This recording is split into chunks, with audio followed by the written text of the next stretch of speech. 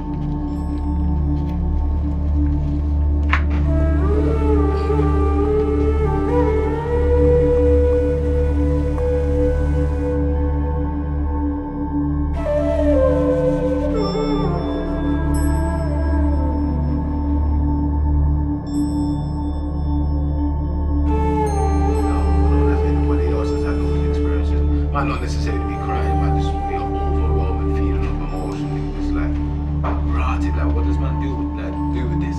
You get me? That's what he started me on my journey. Like I said, I was going through some things, but this was a different type of emotional cry. This was her crying, like, what the fuck? You cry like this, like, right, let me jump on that. Brother, you ever just ball and da-da-da-da? Yeah, fam, man, da-da-da-da. Alright, cool, say that. Yo, bro, you ever just da-da-da? Yeah, da-da-da. Like, bare man's going to this thing still. I think that's the one thing that happens with men, we forget. We always think that you're the only one going through it. But then also, because you're the only one going through it, you fear to ask the next man if he's ever been through it, or he points to something like, oh yeah, I've got something to at least, you've got a shoulder to cry, but you've got some support here. That's we always want to feel like whatever the weight is on man, it's only man's weight. Yeah. No one else can carry it. Yeah, everyone here? What are we? Yeah, I was the ivy, you know, the ice bar challenge.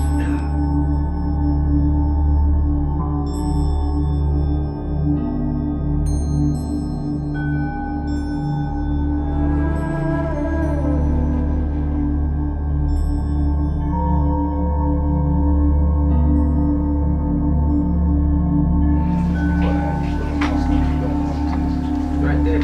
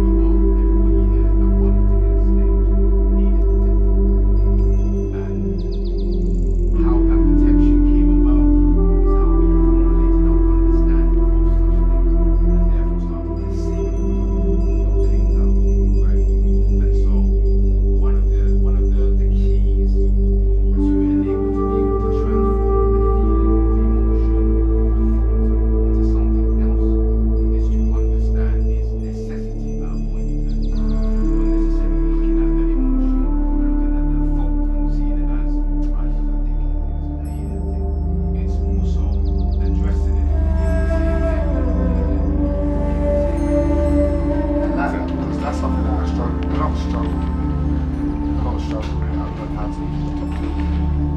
But I feel like that's something that comes up. I feel like anytime something negative kind of comes into my space, I will take myself out of the space and go to space for that to or I just like, I'm trying to figure out how to kind of give, not take on negative energy and let it affect me to where I have to switch off. Take yourself like this bad thing. Yeah, there's just this negative energy. Overwhelm my negativity. I just stop interacting with everything. Which is my way of being like I don't feel affected. I'm affected by it.